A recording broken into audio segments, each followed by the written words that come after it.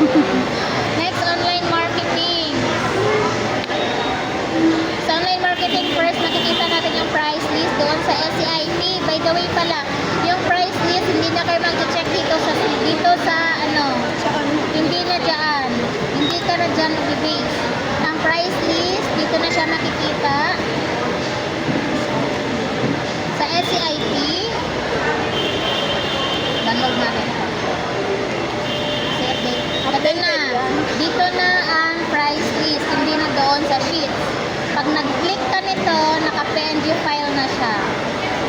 Pag i-download mo, gano'n. Tapos hindi na siya katulad doon na nagsama-sama. Dito is nakahiwalay. Like for example, loading. Like for example, ito. Kung t-shirt with print, yan lang siyang lalabas. T-shirt lang. Ganyan. Ay, wala yung wala. Hiwalay na siya. Kung clock lang, o pillow lang. Ganun lang siya. Next. Ano pa?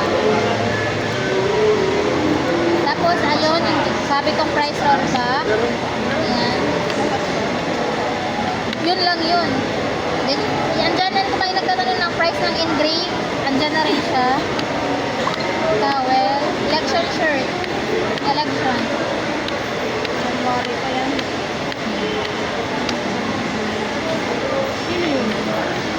GMA, parang nag-sponsor tayo. Sayang sa transfer. Live workshop. Okay, basta yun lang. Aware na tayo dun sa price.